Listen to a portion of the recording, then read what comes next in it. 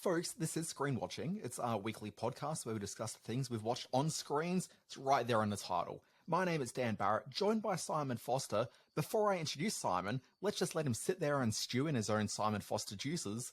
Oh God, we're off to a bad start already. Here's what we're talking about on the show this week. Simon is going to take a grand look at it's the cultural events of the year. I can't remember what I claimed last year was the most important movie events of the year. Simon will remind me of that in a moment.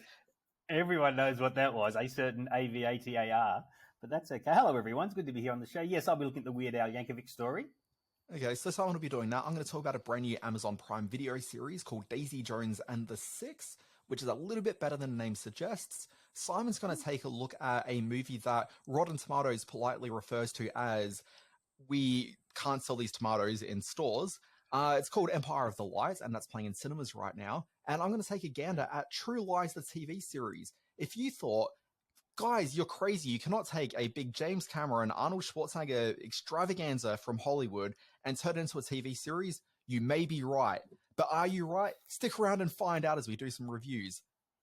That's the introduction. Simon Foster, how are you doing? How am I doing? Well, I'm glad you asked, Dan Barrett. Hello, everyone. Hello, screen watchers everywhere. I've been a little unwell this week. For the second time, I have had the COVID. Some of you may know I was in Melbourne last week. What? What? Yes, You've got COVID? I know. My anti-vax lifestyle has turned back on me. No, don't put that out there. No, I'm not.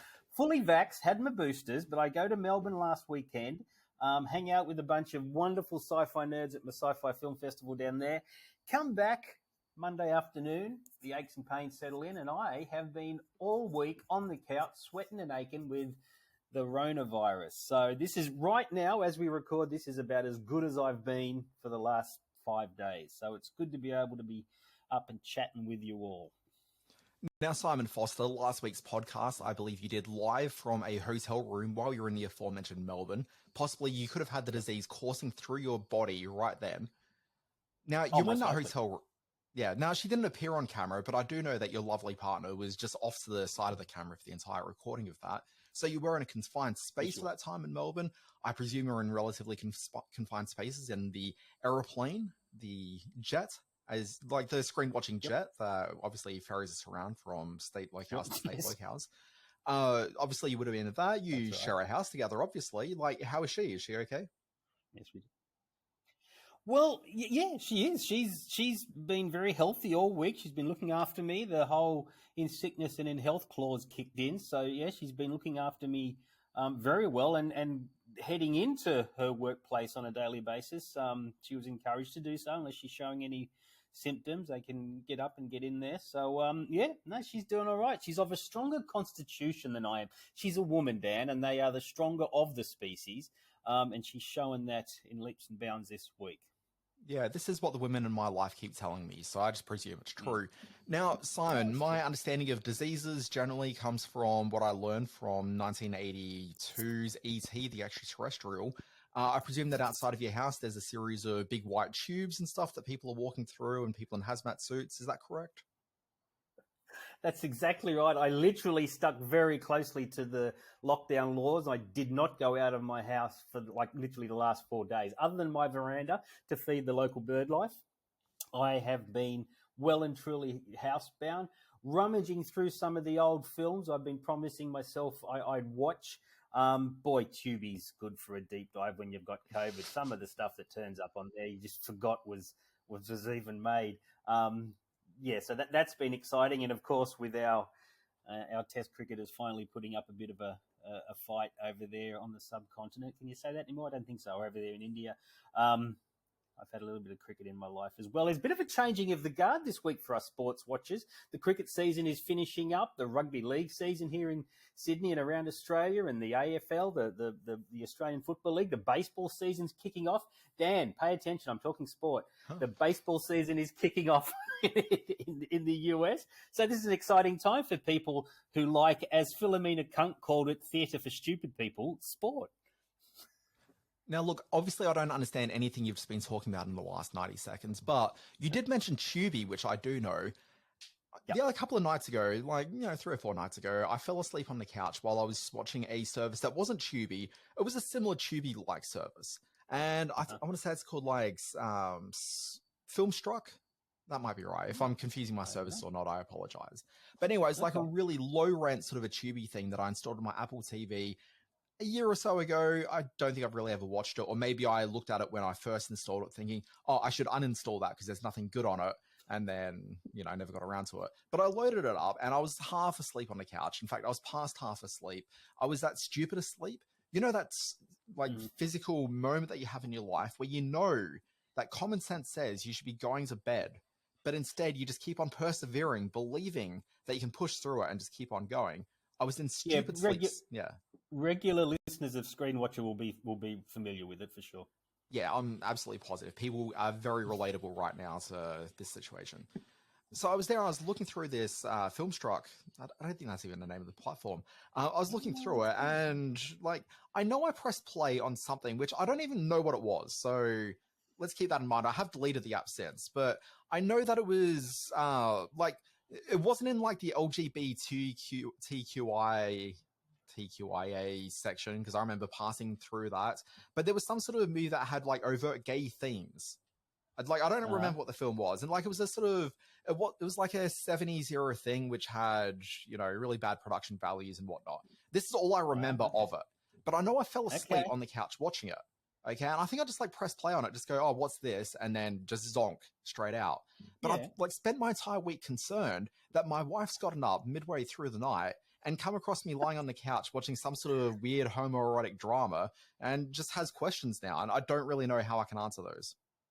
Not that there's anything wrong with that. No, not at all. My father's a erotic gay movie watcher.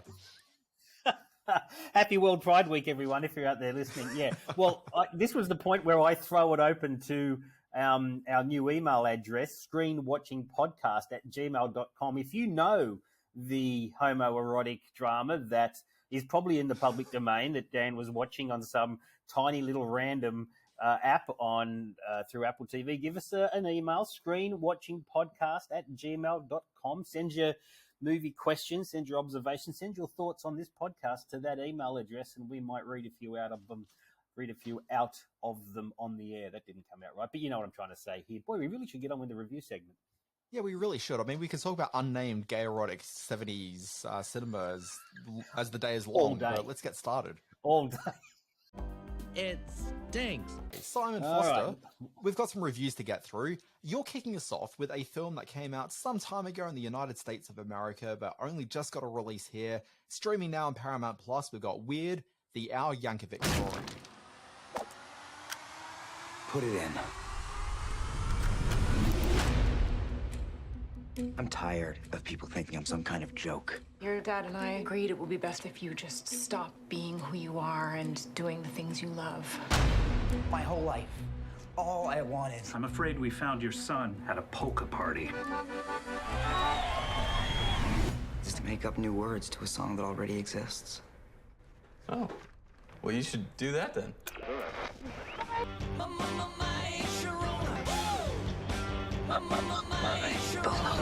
Ooh, my little hungry one, open up a package of my banana.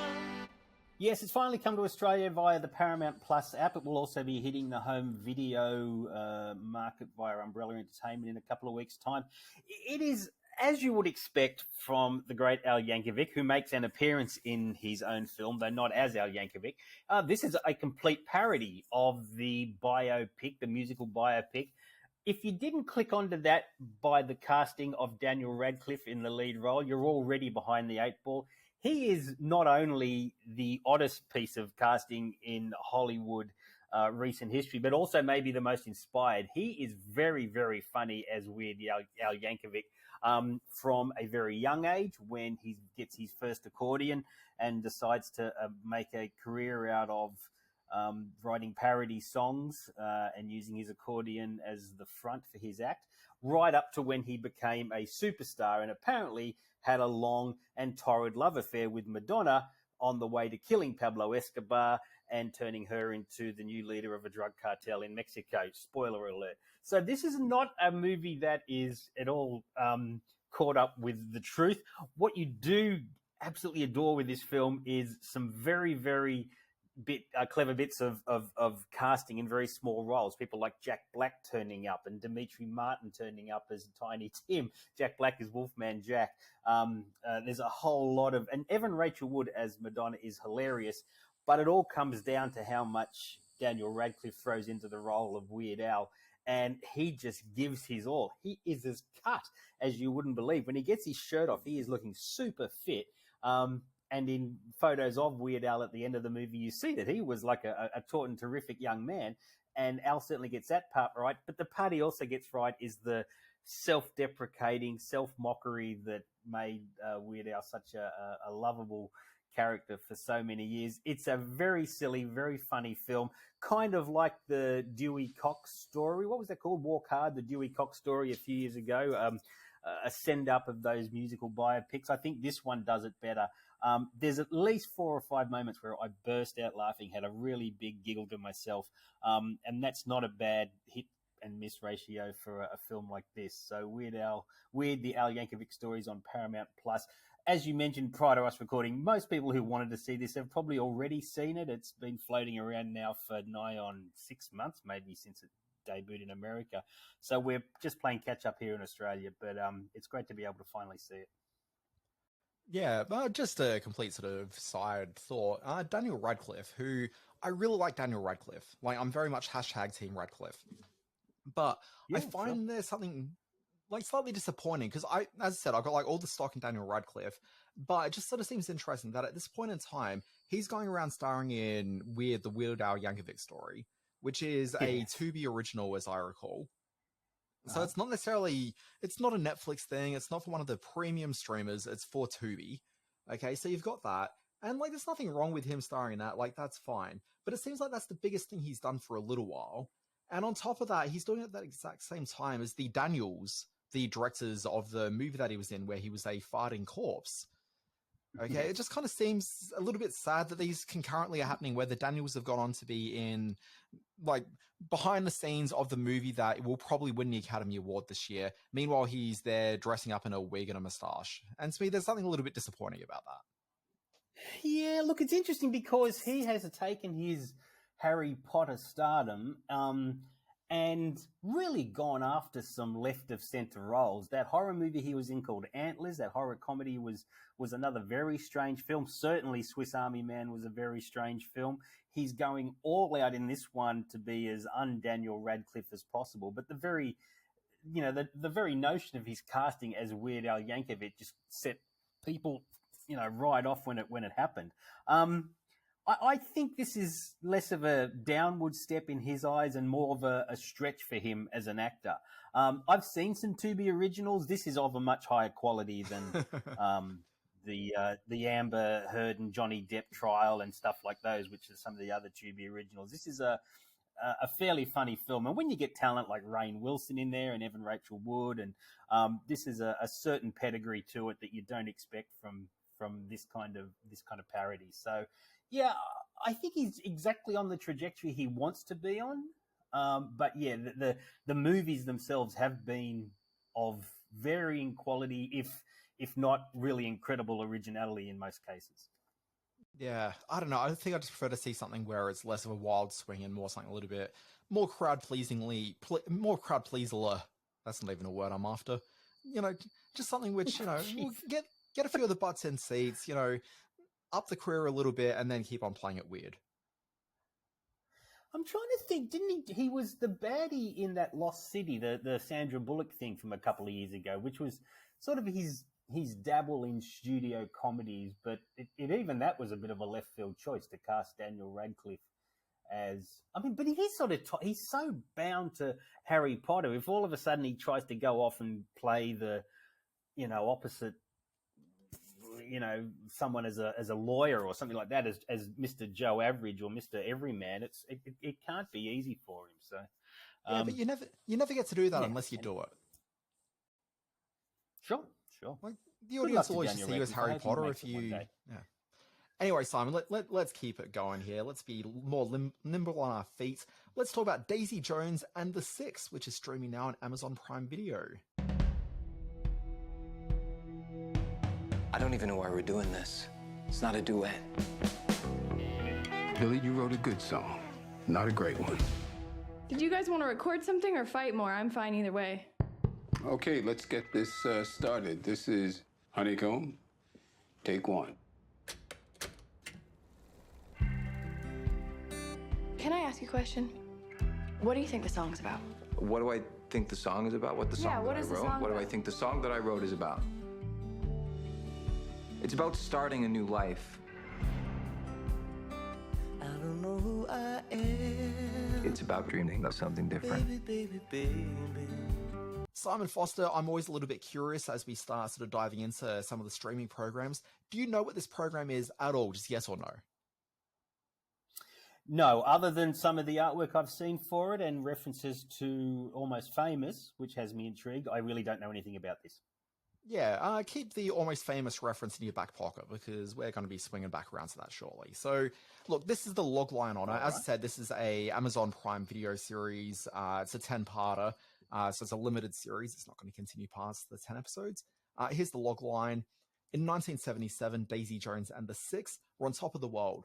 The band had risen from obscurity to fame, and then after a sold-out show at Chicago's Soldier Field, they called it quits. Now, decades later, the band members agreed to reveal the truth. So, as I said, this is a 10-episode series. You will start watching this and go, oh, wait a sec, this is just Fleetwood Mac. And that's kind of very much the inspiration for this band. So it's not telling the Fleetwood Mac story by any means, but it's definitely taken the vibe and the spirited relationships from Fleetwood Mac's band members and imposed them to a certain degree on what we've got happening in this. So it's not the Fleetwood Mac story, just to really be clear. The main creatives behind it. Okay. So the two creators of it, the two writers of the first, bunch of episodes at least, and certainly had a hand in later episodes. Scott, and I'm going to butcher his surname. It's Neustadler, and Michael H. Weber. The two of them have a number of credits to their careers, but notably, as far as I'm concerned, 500 Days of Summer, The Spectacular Now, and The Disaster Artist. So they definitely play around in the relationship drama comedy space really quite nicely. Anyway, so you've got those two involved there. The star of it is Riley Keough. How do you even pronounce her surname? Granddaughter of one Elvis Presley. Keough, yeah. I know her from the Girlfriend Experience season 1. She was very good in that. And the question that everybody has in this one, because she is the titular Daisy Jones of Daisy Jones and the Six. So if she's Elvis Presley's daughter, can she sing? And from what I understand from a bit of backstory of the production of it, she came in, they're like, hey, look, you're going to be awesome in it. And then she's like, guys, just a little bit of a problem. I'm not sure I can sing very well. So I don't know if they had to do a lot of work with her or if she was definitely sort of underplaying it, but she's perfectly fine in this. You won't be concerned at all that she's, not doing a good job. She's very good. It's the old actor's rule. If you go for an audition and they say, "Can you ride a horse?" you say, "Yes, of course I can ride a horse," even if you've never. It's the old actor's rule. Absolutely. I said the same thing when you're like, Dan, will you do my podcast? And I'm like, I can ride a horse. So you've got Riley Keough. She's in the main role. The other lead of this, ostensibly, is this guy named Sam Claflin. And I forgot to actually look up what he's from, so I'm going to quickly cheat now and pretend that I'm right across that. He was in Pirates of the Caribbean on Stranger Tides, and he's got a couple of other credits to his name. But basically, he was an interesting young British actor who's been around for a while now, and he's sort of half came on the scene a couple of years ago, starring in some fairly small but well-received British films. Very square-jawed, handsome kind of dude, and I'm keen to see what he does because he's a very likable kind of screen presence. So I'm going to swing back to him in just one second, but I'm also just going to mention a couple of other names in there who are the Six. You got Suki Waterhouse, Camilla Morone, Will Harrison, Sebastian Chacon, and Josh Whitehouse. Now, getting back to Sam, when you're watching this, Sam is an incredibly likable screen presence. Okay, I think he holds the show together pretty well. Okay. The only problem is, and it gets back to what you were talking about at the beginning, you've heard a reference to a little film called, and why did the name just fall out of my head? Almost Famous.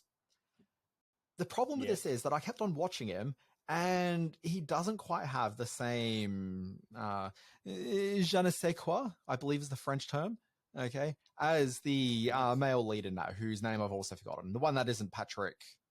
Billy Crudup. Yeah, Billy Crudup. He's not Billy Crudup. Billy Crudup in that he's a very sort of sensitive masculine figure. He's got like a real sort of swagger about him. And Sam Claflin, he just doesn't quite have that swagger. He's certainly got presence on screen, but like it's just not quite the same. And because this looks and feels so much like Almost Famous, you kind of wish that he was there with that same just sexual dynamo energy that Billy Crudup has on screen. And I appreciate how awkward it is me talking about the sexual dynamo that is Billy Crudup shortly after I'm talking about the gay erotic drama I was watching from the 70s, but that's where we're at. I was going to say, you know you're attractive, sexy men if anyone does. So, yeah. Look, I'm on it. But yeah, like he just isn't really quite that. And it's kind of a shame because he is good. Like there's no getting around the fact that he's a really good screen presence, but he's just not quite enough for what you want as a viewer. Like viewers bring stuff to a production, and this is something I just couldn't really shake. Riley Keough, though, she's fantastic in it. Like she really delivers where, you know, the sort of energy that she's supposed to. And he's perfectly good. And the two of them do have really good chemistry on screen together. There's just that one undescribable thing, which I've described, which is kind of missing from it. The other problem that this has, Simon, is that if you remember Almost Famous, the story structure of that, it wasn't about the band Silverwater specifically. It was actually about the young film journalist who's a teenage boy who gets caught up in the world of it. So you see their world through an outsider's eyes. Okay, and you're also seeing not just their world, but also a rock and roll lifestyle through this kid's eyes. Sure. The entry point for this isn't through an outsider. Instead, it's through and this comes from the book that it's based on. So it's based on this book by Taylor Jenkins Reid, and the book is structured as an oral history. So the way they've transferred that to the TV screen is that they're doing it as a documentary series with lots of talking heads of the band, and they're all talking about their experience from back in the day. The problem is that's really distancing, and you're watching this, and one, it doesn't work well as a narrative structure, narrative device. It also doesn't really work particularly well from a casting device because they all look kind of the same age they are back in the 70s as they're supposed to be in the 90s when this faux documentary is being made. Okay, and in some points, they actually look younger than they do in their 70s garb. So it just doesn't really quite hold together in the way that it needs to, and just structurally, it kind of falls apart a little bit.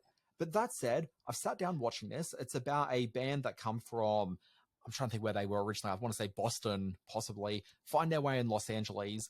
They meet this Daisy Jones character who she's also followed a similar trajectory of coming from nowhere and she's trying to make it in LA.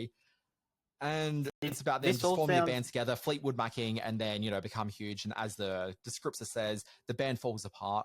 I've only seen the first 5.5 episodes of this. I fell asleep. It was late at night and had gay porn to watch. Sorry, where's this conversation going?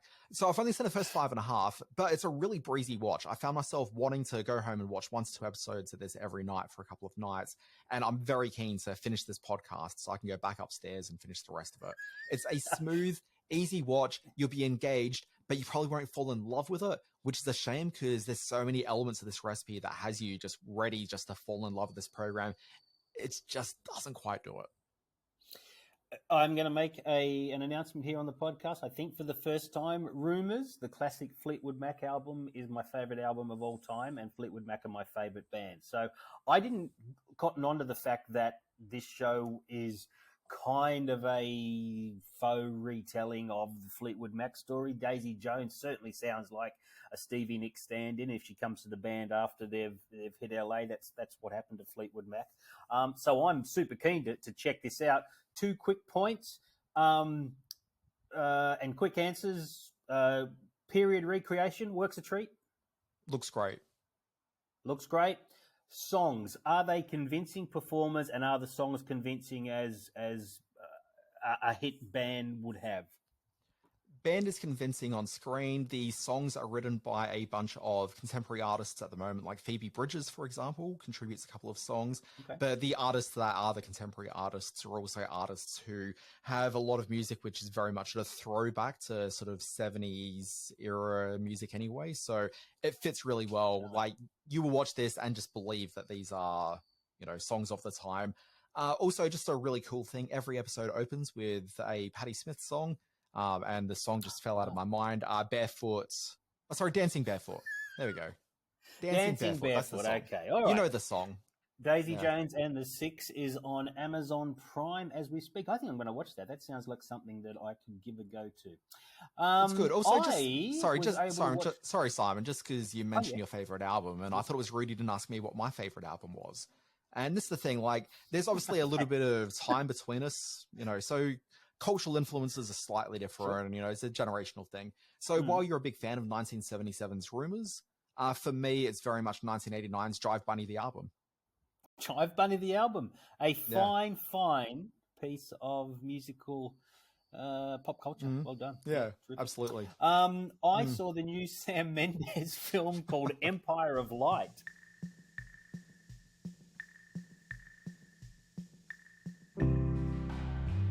Look around you.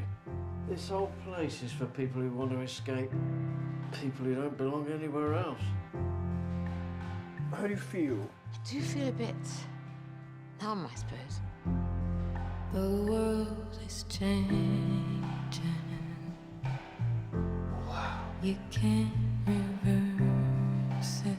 Another world. Happy New Year! You can't just give up. So this is a movie about a movie theatre set in the 80s. This, as an entry point for someone like me who spent the best part of their life in movie theatres in the 80s, should have instantly won me over. It's British set in a seaside town right at the point when Thatcherism and a swathe of new racism, or if not new, certainly not new, very outwardly expressed racism is taking over the young men of England at the time. So what you have is a very volatile story set against a very traditional movie about loving cinema and loving films. And the movie struggles with bringing those 2 points together. Empire of Light is the name of the cinema in which it's set. Olivia Colman plays Hillary, a very troubled woman who falls for a young man named Stephen, a young black man who is himself a holder of bigger dreams than maybe he's able to achieve. Not so much because he's unable to, but because society at the time won't let him to. And they strike up a friendship that becomes something else and then becomes something else after that. Now, in the hands of Sam Mendes, this should have been a really potent and powerful bit of work. And after about the first 10 minutes, which is largely a credit sequence set to Roger Deakins' stunning cinematography, I was on board for this movie, and it did an awful lot to turn me against it. It was a really muddled drama, themes about racism, age difference in relationships, even the sentimentality of looking back at old picture palaces. It becomes so muddied and so muddled in the hands of Sam Mendes, who both wrote and directed this film. I just really fell off the rails trying to get some inpoint to the drama and these people's lives. I so wanted to like this movie. I spent the better half of the second part of the film looking at the posters on the walls and going, oh, look, Raging Bull. Oh, look, Private Benjamin. So it's time appropriate and brought back great memories for me, but that's not what this movie should have been about. The hope was that it was going to be a really moving and very powerful look at cinema and the role it played in these people's lives, as well as capturing a turning point in British history and the birth of hard right Thatcherism, and all of that just falls by the wayside in a very muddled, very messy story. So I thought this was one of those movies where I started to doubt my perception of it. I'm thinking, boy, am I just not getting something with this? And then, as Dan mentioned at the top of the show, it's at about 44% on Rotten Tomatoes, and has generally been the worst reviewed movie of Sam Mendes' career, and I can sort of agree with that. Empire of Light, which was for a little while an Oscar-friendly sort of film until people saw it, it's been dumped into the late February, early March period, which is kind of a dead time for a lot of cinemas around the world. I don't think anyone's got too many hopes that this will be anywhere but on the small screen in a few weeks' time. Empire of Light in limited release. I was really concerned you were going to like this movie and that I'd have to organise some sort of intervention. I was so hoping to like it. I went into this wanting to like it. I thought it was going to be another, this year there's been films about the love of cinema, like The Fabelmans, which I adore. But with Empire of Light, it just became so fake. And Olivia Colman, God bless her, she can be a really fine actress, but she is so overwrought in this. The melodrama is just played to the back row, and she has some big, screamy, spitty scenes that just don't ring true at all.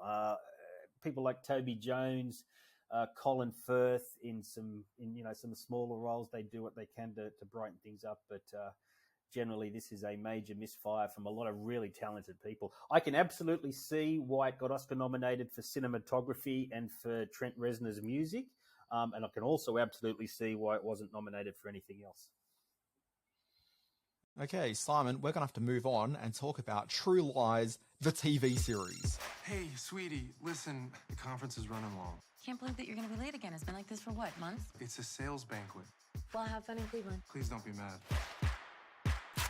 Please don't be mad at me. Seriously? I love my wife. Give me a break. Okay, mission review. You go in, kidnap the weapons dealer, and get him out. Also, Harry, Helen just texted to remind you about her work barbecue. Respond. I didn't forget. Heart emoji. Kissy heart emoji. Such a goofball. I got 3 motorcycles coming in hot. Need your favorite mac and cheese? Simon, anytime you think about, these big budget, well-regarded theatrical movies that get translated to TV, how many of them are ever actually any good? And the answer, I can't think of any off the top of my head right now. There's a couple that are kind of okay. I can think of one, True Lies, with Arnold Schwarzenegger. Alien Nation, really? I mean, that's all I can think of. I'm sure there's another good TV show based on a movie, but... Yeah. I don't like where this is headed. What's True Lies like? No, so this is the thing. This is a TV series, and look, let's talk about some of the things that sound positive about it from the outset. Okay. So the pilot episode, directed by McG, not amazing as a director. His filmography is a bit spotty, but he knows how to control a camera. Spotty. Yeah. Yes, he knows how to move a camera. The direction is never the problem with a McG movie. It's just really the choice of project overall is always the problem. Yeah, that's well said. Yes, exactly. Yeah. Did he do the A-Team? He did the A-Team, didn't he? That sounds like something that might be true. And I think he did, or maybe he did both. Did he do both the Charlie's Angels? See, the first one, great, loved it. Second one, terrible. Can confirm he did both Charlie's Angels and Charlie's Angels Full Throttle. Wow, all of a sudden I'm a McG fan. Yeah. Look, other films in his filmography there, you've got Terminator Salvation. Oh, boy. You've got The Babysitter. You've got This Means War. That was the Samara Weaving. That was which was the next one? This Means War, which was that film with Reese Witherspoon and Chris Pine. And Tom Hardy. One of the worst films. Oh, that was terrible. But here's the thing. So he's also directed a couple of pilots for shows that I thought were good TV pilots. Not necessarily great shows, but, certainly, worthy. So there was an interesting show from 2002 called Fastlane, which was very much just like a high-octane, wannabe Fast and Furious movie, but as a TV show. You had that. He did the pilot episode for Chuck, which was a pretty decent pilot. Pilots for shows including The Mysteries of Laura. What else we got here? Also, here's one of those movies turned TV shows that are just no good. The Lethal Weapon show, if you can remember that from a couple of years ago. Brutal. Well, I remember it only because it was such a turmoil behind the scenes that guy had to get Chase Crawford was his name, had to get sacked because he kept picking fights with everybody. And yeah. Anyway, that's your directing there. You've got your actual showrunner behind the scenes of Matt Nix. Now, Matt Nix is notable for a TV series called Burn Notice back in the day, which was pretty fun and good for what it was. But he hasn't really done anything since then that's kind of lived up to the potential he showed with Burn Notice. And True Lies, the TV series, absolutely falls into everything else he's done that isn't Burn Notice because it's not good. Look, so they've decided to replace the Arnold Schwarzenegger TV movie presence with the TV acting of Steve Howey. Now, Steve Howey, he seems fine. I only really know him from this, but apparently he was in Satisfaction, the US version of that program, for a bunch of years. And then the person playing the Jamie Lee Curtis role is Ginger Gonzaga, who I know her from being the best friend lawyer in the She-Hulk TV series from last year. And this is kind of the thing. Oh, sorry. Also, if you want an actual name of someone that's in this, the person playing the head of the spy agency they work for is Beverly D'Angelo. And she's absolutely the biggest name that they have. Yeah. Wow. Okay. This is now what is gonna stop me from going on one of my this is just regurgitating IP rants. That's and all make it this is. something worth watching. Oh, no, okay. That's all it is. There's nothing else to it. Basically, the problem with this program is that it just kind of retells the story of the movie, but in TV show format. It doesn't quite. Sure. They've got 2 kids instead of Eliza Dushku as a daughter, and so they don't really end with like the kids in danger at all. Instead, it just kind of ends with the wife joining the spy agency, and they're going to go off on adventures. So it stops being so much True Lies as Mr. and Mrs. Smith, the series. It was some kids. That's so what it sounds like. Yep. Yeah, Yep. It's a bit ill-conceived in terms of trying to be an adaptation of the film. And then also at the very end, you find that essentially their entire family is now under surveillance. So the kids are going to be looked after while mum and dad go off to do world-saving spy stuff. And I'm sure it'll be all very exciting. Should I ever choose to watch it again? Which the answer to that is no, I probably won't be doing that. The problem with the show, Simon, well, one of the many problems, but the thing that's like the real central issue is that, as I mentioned, the stars of this are Steve Howey and Ginger Gonzaga, and it kind of needs some stunt casting. Like, if you want to actually elevate this to be worth anybody's time, and for people to think that it's more than just a generic, action adventure show that's going to get cancelled after 1 to 2 seasons, like, ultimately, you kind of need to put someone just really interesting in there, where suddenly you hear that going, oh, wait a sec, that person's in this, makes it worthwhile watching. Okay, but Steve Howey, like, he's fine. I'd like to see him in something else because he seems like he's got some screen presence. And Ginger Gonzaga, I kind of liked in She-Hulk more than I liked her in this. But, she's fine. Like, she's obviously got something about her. But, I don't know, they're not quite enough to hold a show like this together. Like, the casting of this really just lets down a mediocre show. A lot of people look back in hindsight at the Arnold Schwarzenegger, Jamie Lee Curtis film and think it was primarily an action film, and in some of the big scenes it was one of the best action films of its time, but at the heart of it was a marital story where Jamie Lee Curtis was wandering off maybe with Bill Paxton, and there was issues regarding their home life and the secret life he was leading, and it gave the film a real heart. And when the 2 characters finally came together in the big action sequence at the end, there was an added element to it. Who'll ever forget the famous scene of Jamie Lee Curtis hanging off the helicopter and flying over the bridge as it exploded and all those wonderful things, which were quite sort of engaging because she was only the housewife who has suddenly turned into been forced into a life of spy shenanigans. This sounds like they've taken that whole movie and just used it as a setup for a husband and wife spy series. And then, boom, it'll just roll on for that in the most generic kind of husband and wife spy series way. Yeah, pretty much. Nailed it. Okay, I got it. Yeah. Fair enough.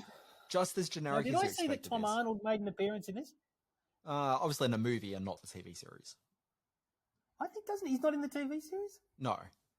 The role in a TV series, like playing the same character, let me bring it up. He is a really charmless guy. What's the actor's name? Omar Benson Miller. Okay. All right. Boy, mixed bag this week amongst the review section. Yeah. Well, look, I mean, I think we got 2 like fairly good things in there, and then just 2 turkeys as well. So yeah, I guess truly a mixed bag. We must be almost at the middle bit. Look, surely. Shall we just go straight to the middle bit? Is that where we're at? Let's do it. Simon, Let's do the middle bit. Okay. Explain this. All right. I've decided to call this screen watching middle bit the Hot Topic Potpourri. Might catch on. I couldn't really think of a middle bit to settle on, like some sort of all-encompassing topic, mainly because my brain's been mush all week and I couldn't think of any way of putting together any kind of coherent argument. So the Hot Topic Potpourri, we're going to look at a few little current affair bits, a few little media tidbits, news bits that came up through the week, and have a bit of a comment on them. Brief, keep it brief. I was going to ring a bell. I didn't get my bell out, but we'll keep it tight. We're not going to go off on one of our big rants, and by we, I mean you. we're going to look at these tight moments and respond to them in general. First of all, Screen Actors Guild Awards viewing numbers, pros or cons? What are your thoughts? So I don't have the figures in front of me, but I know I covered this in my newsletter earlier in the week. So maybe you can tell me, I want to say off the top of my head that there was about 230,000 people watching it globally. Yeah. Okay, so this was a little bit awkward because it was streamed for the first time on the Netflix YouTube channel. It's a bit hard to measure in terms of overall viewers like you would if it was just a TV broadcast. There was average between 230,000 and 250,000 concurrent viewers across both feeds. Now, in relation to the years gone by, last year they had 1.8 million total viewers for the whole broadcast on TBS and TNT, and the year before that just under 1 million viewers on the same two networks.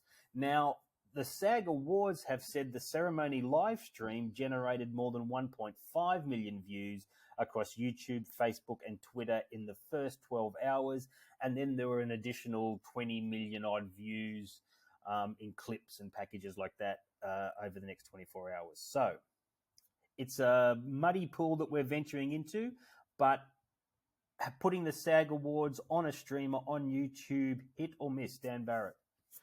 So just to explain to people what was going on here. So Netflix ended up acquiring the rights to be able to broadcast the SAG Awards. I think it was a bit of a last-minute acquisition by them. It was only a couple of months ago that they announced that they'd be doing it. Now, Netflix, as of the moment, haven't really got the capabilities to be broadcasting, doing a live stream, but they do have one this coming Sunday with Chris Rock doing his live comedy show on there, and there's a pre-show and an after show that had already been announced to be the first live stream that they're doing for Netflix. So on Sunday morning local time, you'll be able to see that. The thing just keep in mind is that announced that, and they really build that as our first live thing. So even if, was it Monday local time, you're able to watch the SAG Awards? So even though I'm sure the technology is in place, Netflix didn't want to upset the publicity they'd done and the landmark sort of nature of what they're doing with the Chris Rock show by then suddenly putting these SAG Awards on their streaming service. So what they've done for this year is they just put it onto YouTube, so you could stream it through YouTube, and then from next year onwards, you'll be able to live stream it through Netflix. Now, I think that for something like this, if it was just on Netflix, you would have gotten more than 230,000 people watching it concurrently. Okay, so ultimately, the pros and cons are probably a little bit irrelevant. I think that might be a bit of a blip. But for YouTube, where nobody was really promoting it because Netflix weren't promoting it, it's not like they want to say, hey, everyone goes to this third-party platform. Okay, like that wasn't really something that they were putting a lot of their energy behind. So, like, ultimately, for something that had no publicity and it was really just the diehards who were interested in watching it without any of those sort of casual viewers really stumbling across it, I think that the figures they pulled in was probably fine. Probably not quite what they'd really hoped, but, you know, I don't think anyone's losing sleep over it. Next year's figures, if Netflix ever chooses to release it, that'll probably be more interesting. Yeah, I think you're exactly right. Plus, I also think SAG Awards, I think they're that next tier awards. They're very industry. They're guild awards. So they're not the Oscars or the Globes or the Emmys. They're not that big sort of top tier of award ceremonies. So, yeah, I think those numbers weren't too bad. Next one. Yeah, look, that said, Simon, sorry, the awards are effectively broadcast right before voting opens for the Academy Awards, though. So seeing everything everywhere all at once, winning as many awards as it did, that's really going to change some of the narrative involved in how people are considering that movie as they start doing their Oscar voting. Yeah, absolutely. Next, this one's all you. Foxtel and HBO still in cahoots. Concerned that HBO was going to drop off the radar for Foxtel and they were going to use local distribution rights for all the HBO content. Has been avoided. Foxtel will have it, not indefinitely. There's clauses in there. What does this mean for both parties, Dan Barrett? Yeah, so look, for local streaming companies, it's precarious times. So if you think about what's happened over the last couple of years, you've got these big, large streaming companies like, obviously got Netflix. But back in the day, Netflix is probably the, longest running sort of big streaming company from overseas in the market. But you look at, say, for example, Paramount Plus, like that's the really good example here. So Paramount Global decided they want to launch Paramount Plus in Australia. When they do so, they take all the content that is Showtime content owned by, same global company, and moved it over to Paramount Plus to supercharge it and give people reasons to subscribe.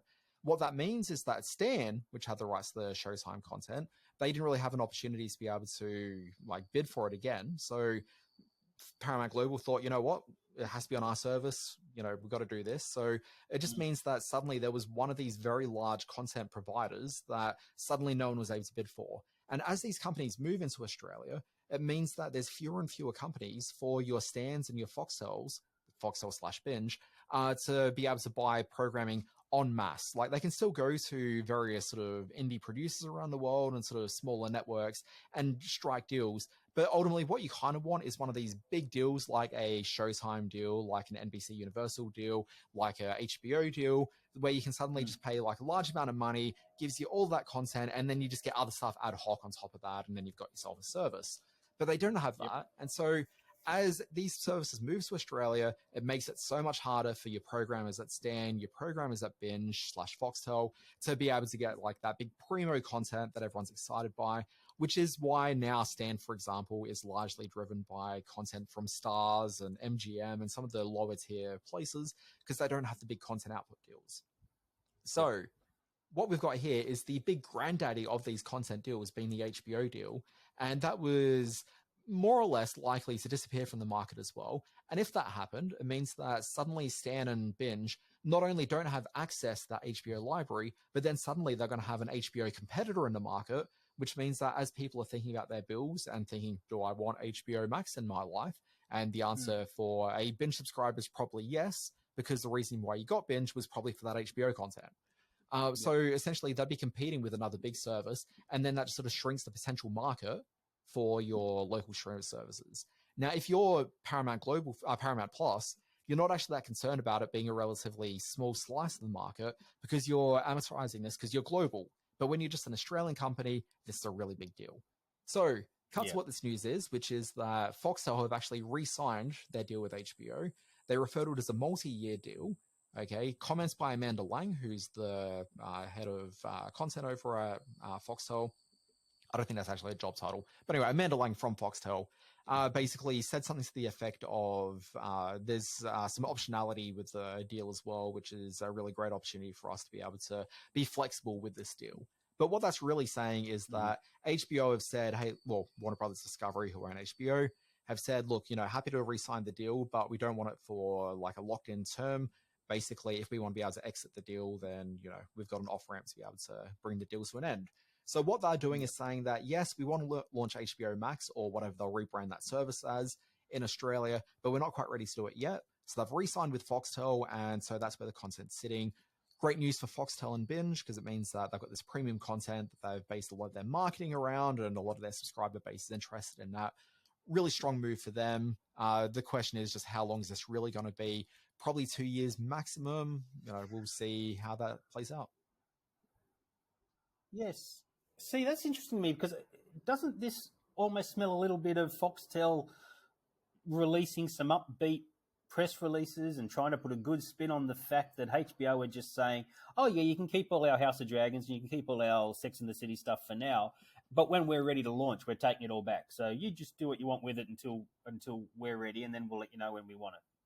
I mean, pretty much. But also, I mean, just sort of keep in mind sort of Foxtel's position as well. Foxtel want to take the company public. So this is one of these things where for the next 2 years, they've got an opportunity to say we haven't lost any subscribers. If anything, we're potentially still growing.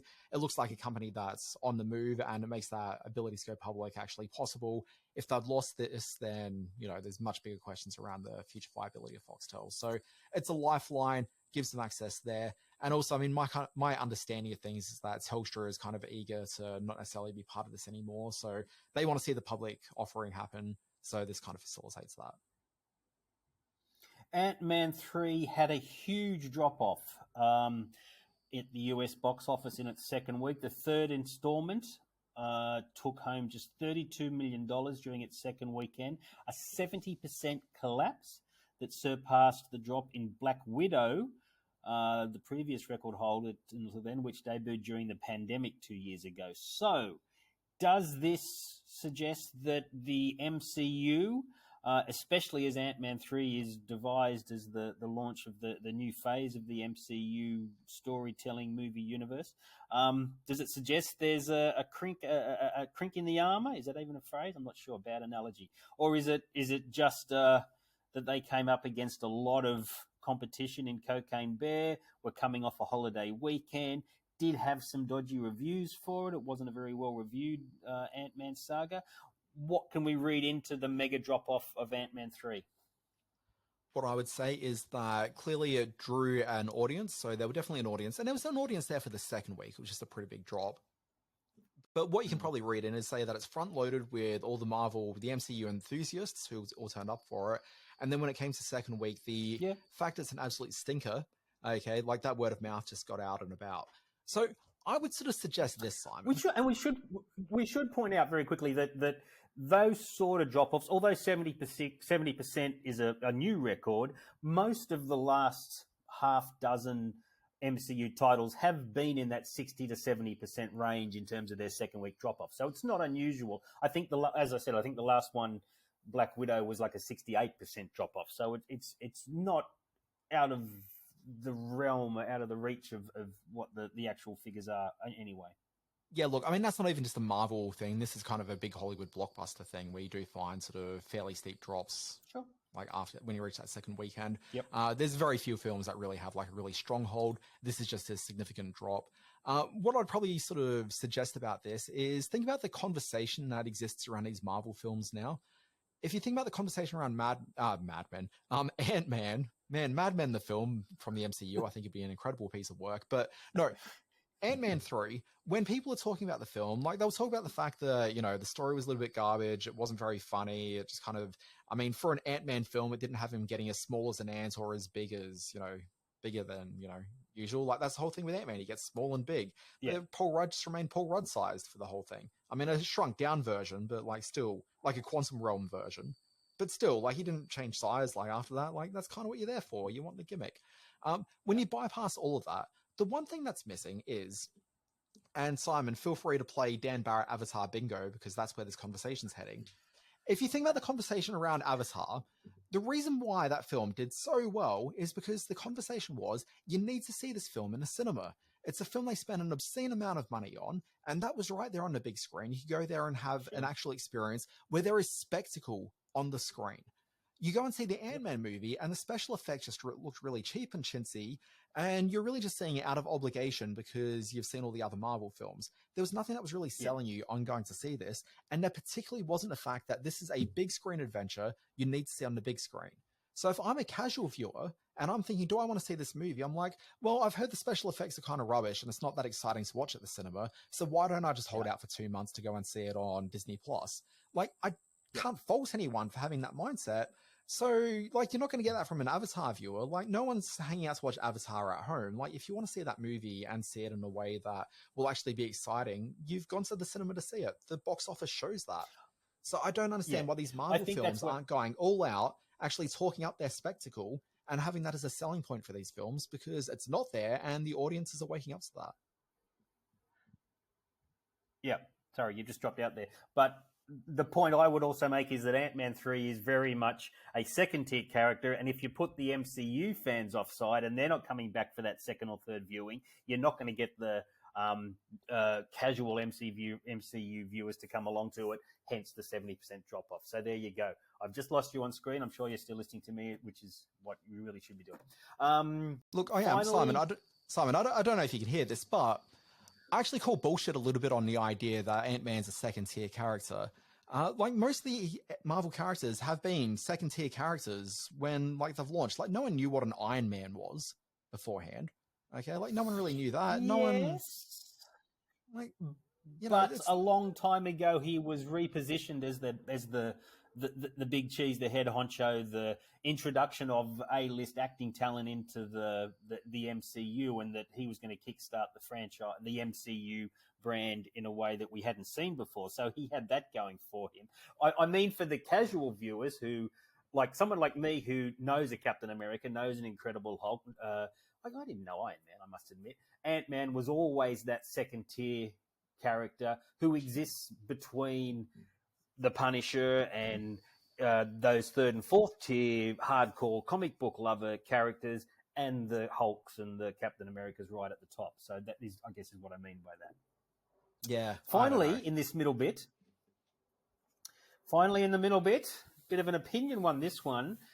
You made reference in your terrific. You had a bunch of terrific newsletters. You'll always be watching newsletter this week. Has some great stuff in there. Looking forward to your always be streaming as we speak.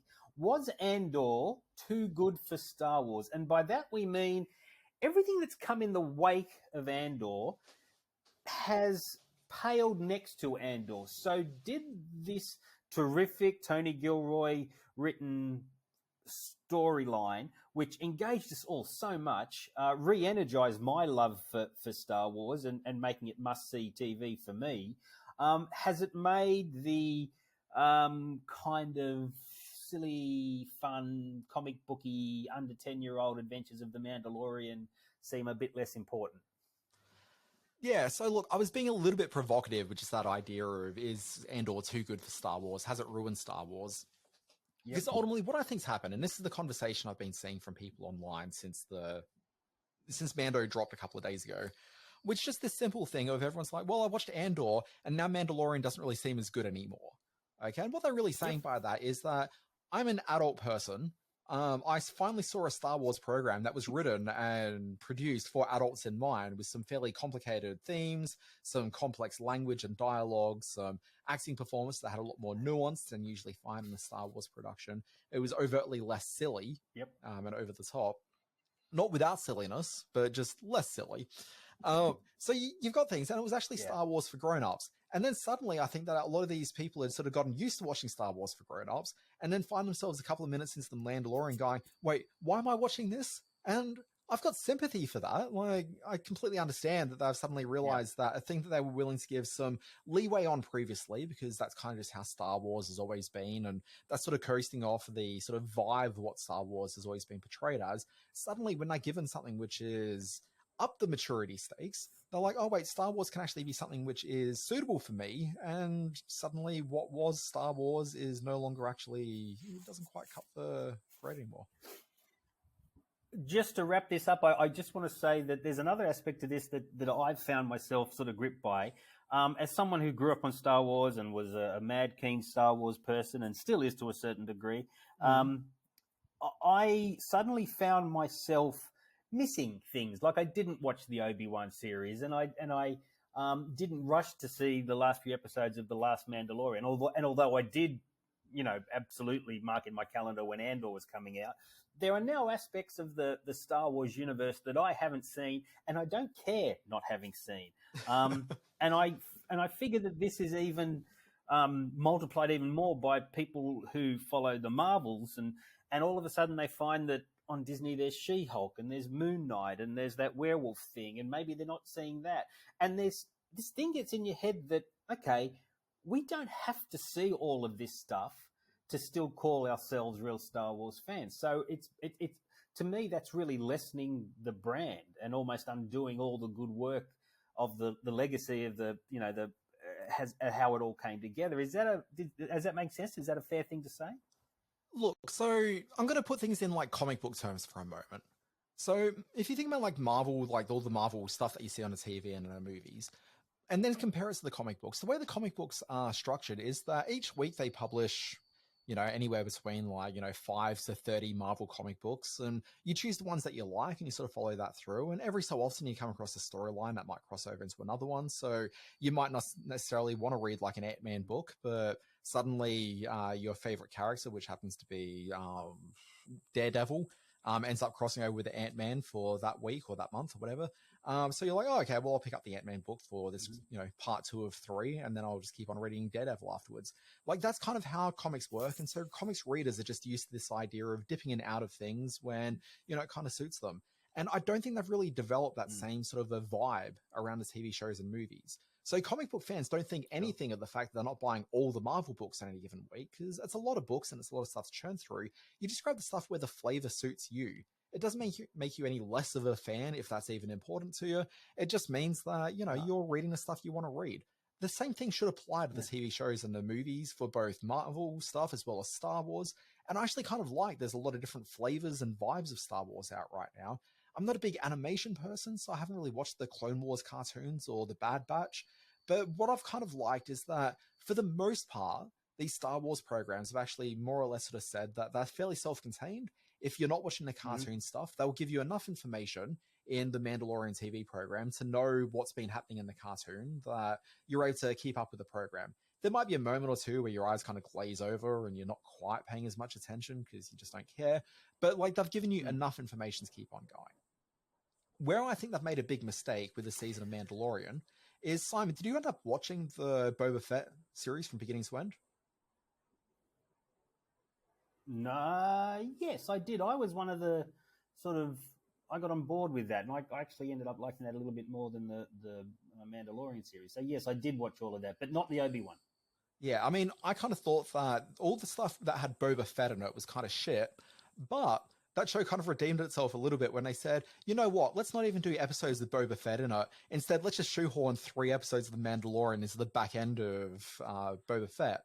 And the thing is, like, while that certainly improved the Boba Fett show considerably as far as I was concerned, because Boba Fett wasn't in it, while that improved it, I do think they've actually suddenly reached this problem with Mandalorian where 2 to 3 episodes, I can't remember how many episodes it was with Mando in it, but those episodes were actually really fundamentally important to the ongoing narrative of The Mandalorian. And so without that story in it, it does feel like there's a very big gap between seasons 2 and 3. And I can certainly appreciate if you weren't a Boba Fett viewer, then suddenly you actually do have a gap. And it's one of the few times that I think Star Wars has made this mistake. Sorry, ladies, we're taken. Or in Dan's case, sorry, men. Let's skip over the what else have you been watching, because they're all terrible. I was going to do a whole thing about Your Place or Mine, this awful thing on Netflix, which everyone's watching, but I can't believe is a thing. But I'm going to skip right over that. Did you really want to say anything about your what else have been watching? Well, you talked about Mandalorian. I mean, Mandalorian was fine. I mean, I said essentially what I was going to say, which was they made that big jump. But Simon, you're glossing over the other thing in my what have you been watching, which is the only thing I wanted to talk about in this entire damn podcast. All right, what is it? Throughout the 90s, okay, from 1992 through to the very end, I guess, December 31st, 99, I watched Seinfeld pretty much every day of the week. Like, I'd watch it Monday through Friday on Channel 10. I was taping the show as well. I'd watch episodes repeated, like, over weekends. Like, I watched a lot of Seinfeld through that decade. Through the 2000s, I think I sort of took a bit of a break because I'd sort of stopped watching so much broadcast TV roughly around then and moving more towards on-demand stuff. But I remember when the Seinfeld DVDs came out, which, you know, let's say that's like 2003-ish. I know I blitzed through all of them. I didn't watch one episode of it. There's an episode I missed on the broadcast. It's the season 9 opener, and I've never seen that episode. I've just never seen it. I'm waiting for the day where... I just wasn't home that night, and I just never saw it. And then I've just, for some reason, never caught it on repeats. It just hasn't happened for me. So when it came to the DVDs, I purposely didn't watch that episode. Okay, only because I thought, I haven't seen it yet. I'm going to save it for that one day where I want to see a brand new Seinfeld. But anyway, Simon, after watching those DVDs, I think I've maybe watched the show like a handful of times as it's randomly been on TV. But I know this show so... like, fundamentally well. Like, I know the lines back to front. I know the characters. I know the backstories. Like, I know this program, but I haven't watched the show for about a decade. And then the other day, I pressed play on it on the Netflix, and I've just been watching this, like, episode after episode, night after night. And night doesn't go past without me watching at least 3 episodes of the program. The show's amazing. It's just incredible. I love it so much, Simon. It is. It is. There are some elements of it which, of course, haven't aged well. It's been 30 years since the first one came out, but the comedy itself is still gold. For me, Simon, seasons 2, 3, and 4...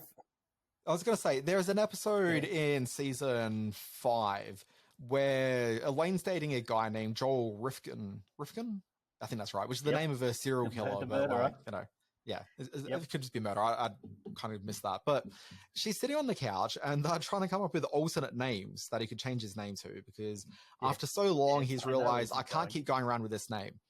Anyway, she's like reading out names that he might want to embrace. And she's got a Sports Illustrated, so she's going through like athletes' names. And she's like, OJ, that's a name. And this is obviously about a year before the whole OJ stuff happened. But it's talking about things that haven't aged well, Simon. Yeah, I know. I do remember that. So I remember that episode vividly. Maybe my favourite episode is the one where where Tony takes George and Kramer mountain climbing. He makes tuna sandwiches for the climb up the mountainside. Tony, hey, but he's my himbo. Anyway, so yes, I know exactly where you come from in that regard. There was many episodes, not so much the later ones. I can honestly say that, the last couple of years I didn't get into it as much as I was at the start. But yeah, those first few years. So yes, if you haven't watched a little show called Seinfeld, we're happy to help it out in any way we can. Try and watch it on the Netflix. Backing up what you said, Simon, I sold it. Yeah. I was going to say the early episodes of the series were primarily directed by Tom Sharonis. He ended up leaving at the end of season 5, and when Andy Ackerman took over as the director, things started getting a little bit broader in terms of performance, and that was only matched when Larry David stopped writing it at the end of season 7. And so when Larry David's sort of more earthy influence was no longer there and things were already kind of big, they just got so much bigger. And yeah, the show wasn't quite what it was. But certainly the first 5 years of the show, like impeccable with the exception of maybe 3 or 4 episodes. As good as it gets. Let's go to this day in history. I've got some good ones for you this week, my man.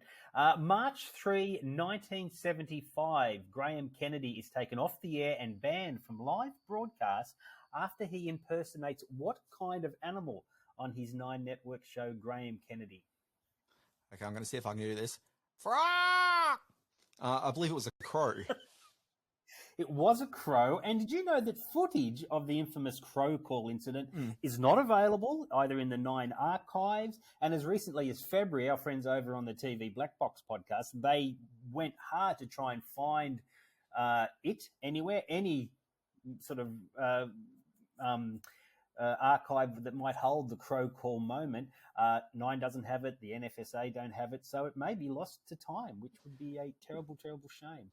Then why do I feel that I've seen it? Is this one of these sort of Berenstain Bears things where we've got a mass delusion? No, I feel I've seen it as well. He did it. He did a couple of follow-up moments where he kind of referenced it and did it quieter under his breath. But I remember as a young man seeing it on one of the, I don't know, archive shows or clip compile shows or something like that. But I'm sure I've seen it. But Channel 9 say they don't have it. Bizarre. March 6, 1981. Maybe it's mass delusion. Maybe we just feel that we've seen it and we just haven't because I've talked about it so vividly. That would be weird. Imagine television messing with our minds like that. March 6, 1981 is the final night as CBS TV evening news anchor for which TV icon? Okay, this is Walter Cronkite. It is Walter Cronkite, and for extra points, who replaced him? Now, I said Walter Cronkite with complete confidence. Now, the next one I've got 0 confidence in, but I'm just going to say it with that same level of confidence. And I'm going to say, well, it's Dan Rather. It is Dan Rather. Well done. March 7, 1997. March 7, 1997. Which event, recognised as the biggest of its kind in the world, is telecast on Australian commercial television for the first time? You've got me. I can't do this one. Think of the timing. It's the Sydney Gay and Lesbian Mardi Gras. The ABC did first broadcast it in 1994, despite the objections of 27 New South Wales politicians. And then in 1997, Channel 10 got hold of it and broadcast it. And finally, after a public protest on March 10, 2018, 2 girls aged 8 and 6 became the first women to appear on Iranian television doing what? Okay, so I've tried to apply some logic to it. It's going to be something sort of really mundane. Because it's on television, I want to say that it's going to be like singing or dancing would probably be my assumption. Okay, I'm going to say dancing, but also it could be something like eating or something like that as well. But I'm going to say dancing. Asan Adib, aged 8, and Yevgeny Kondu, aged 6, were denied the opportunity to do weightlifting on television.